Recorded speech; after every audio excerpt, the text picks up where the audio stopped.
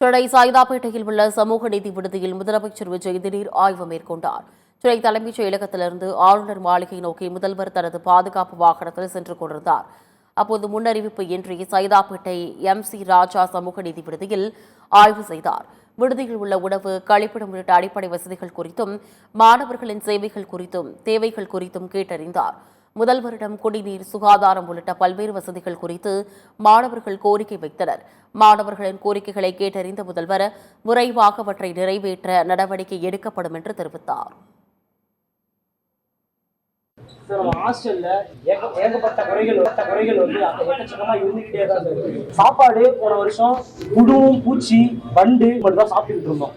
ஊழியர்கள் வந்து மாணவர்கள்ட்ட இழிவா பேசுறது, சில மாணவர்கள் ஹாஸ்டல் விட்டே போறேன் அந்த அளவுக்கு வந்து மாணவர்களுக்கு அழுத்தம் கொடுக்கறது, சில விஷயம் தெரியலன்னா மாணவர்களுக்கு எடுத்து கொடுக்கணும். ஒரு காப்பாளருக்கு அதுதான் வந்து ஒரு அழகு. ஆனா அந்த மாதிரி ஒரு அழகு இருக்குமான்னு சொல்லி கேட்டீங்கன்னா கண்டிப்பா கிடையாது. ஆய்வுக்கு பின்னர் சமூக நீதித்துறை அமைச்சர் வன்னியரசு மற்றும் பிற்படுத்தப்பட்டோர் நலத்துறை அமைச்சர் சம்பத் ஆகியோர் செய்தியாளர்களுக்கு பேட்டியளித்தனர். மாணவர்களின் கோரிக்கைகளை நிறைவேற்ற உடனடியாக நடவடிக்கை எடுக்க வேண்டும். அடுத்த முறை ஆய்வுக்கு வரும்போது அனைத்து பணிகளும் நிறைவேற்றப்பட்டிருக்க வேண்டும் என்று அதிகாரிகளுக்கு முதலமைச்சர் உத்தரவிட்டார் என்று தெரிவித்தார். ஹாஸ்டல்ஸில் வந்து திடீர்னு விசிட் பண்ணுறது அப்படிங்கிறது மிக முக்கியமான முன்னெடுப்பாக நான் பார்க்குறேன். அந்த வகையில் மாணவர்கள் வந்து அவர்கள் என்ன கோரிக்கைகளும் சொல்லியிருக்கிறாங்க, என்ன தேவைகளும் சொல்லியிருக்கிறாங்க. குறைகள் இல்லை, தேவைகள் என்னென்ன அவங்கள்ட்ட இருக்குது, கோரிக்கைகளும் சொல்லியிருக்கிறாங்க.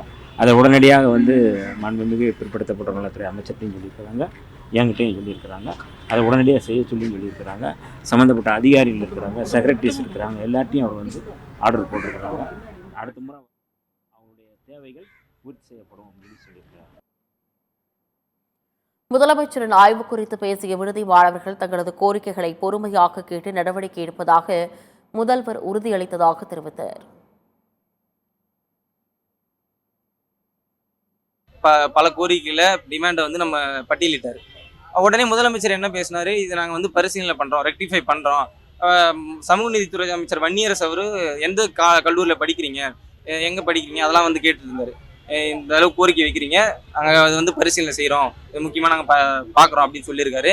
ஒரு முதல்வர் வந்து ஆதிராவிடர் நலத்துறையில் இருக்கிற சமூக நீதி விடுதியில் மாணவர்களோட பிரச்சனையை வந்து கேட்டு தெரிஞ்சுக்கணும், மாணவர்கள் எப்படி இருக்காங்க, விடுதி எப்படி எந்த நிலைமையில இருக்குன்னு சொல்லி ஆய்வு பண்ணுன்றது வரவேற்கத்தக்கக்கூடியதுதான்.